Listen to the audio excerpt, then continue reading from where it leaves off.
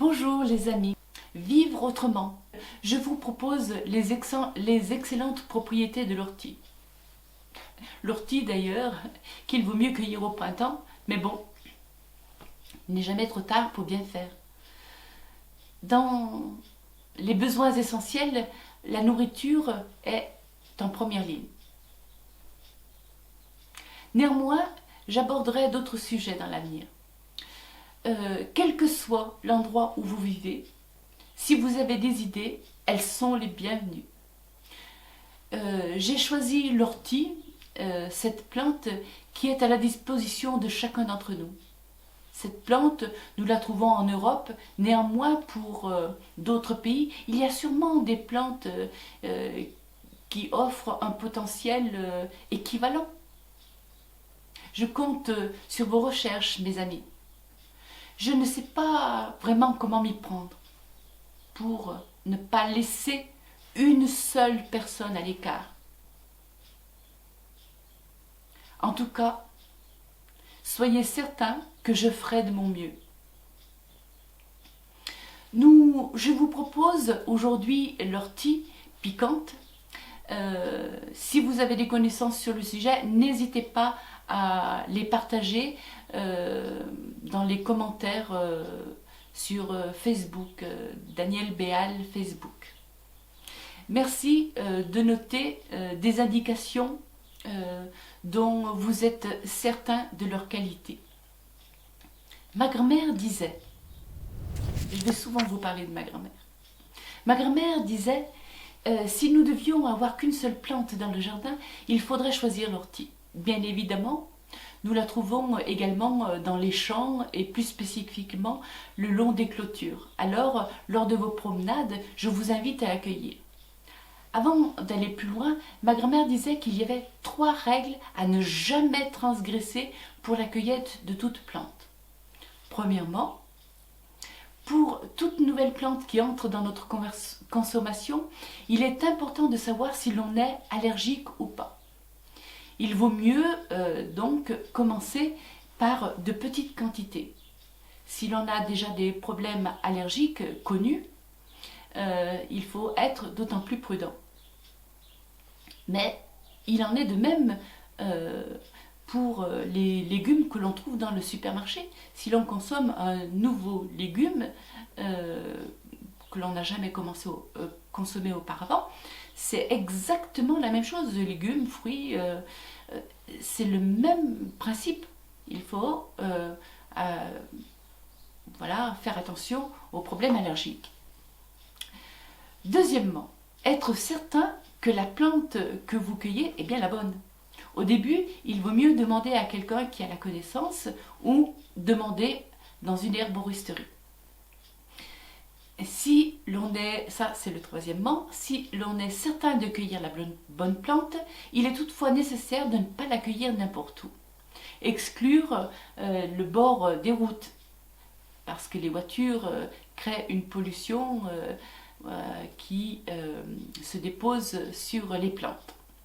Exclure les bords des terrains agricoles, car nous ne pouvons pas savoir si cet endroit a été traité et avec quel produit.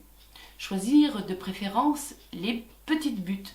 Ma grand-mère, toujours elle, disait que l'endroit était difficile d'accès pour les animaux sauvages et de ce fait moins souillé.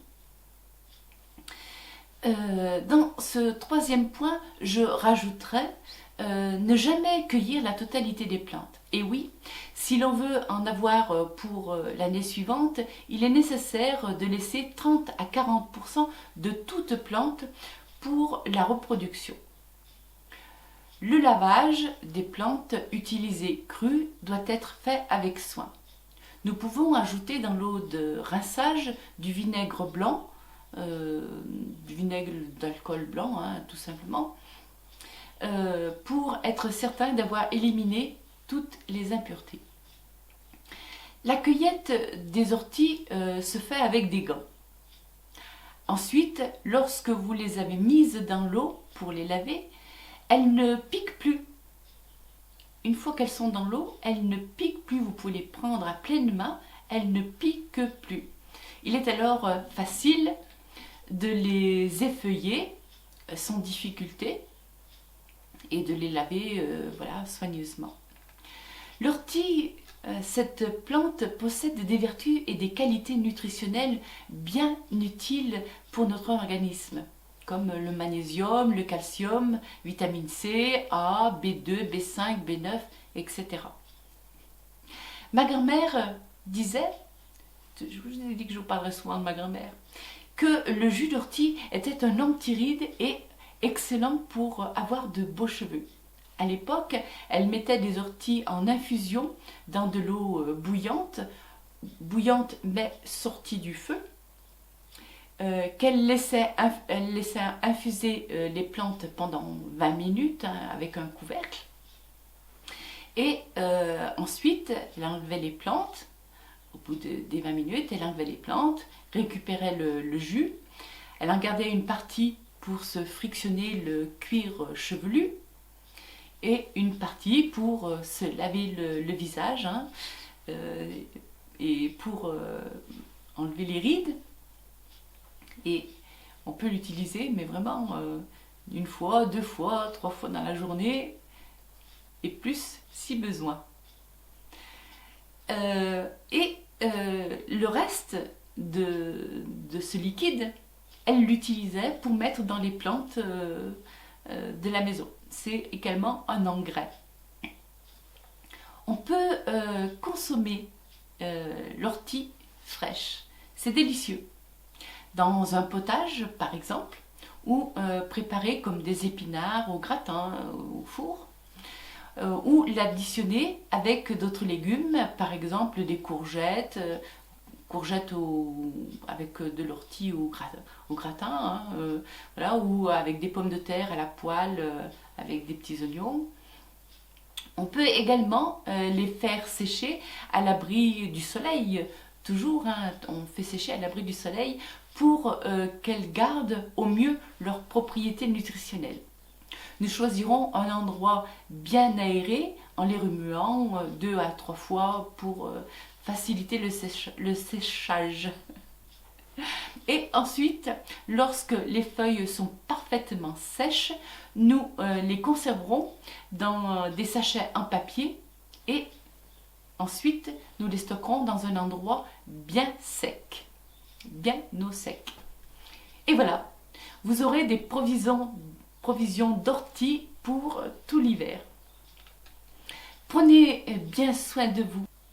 Belle journée ou belle soirée à vous tous.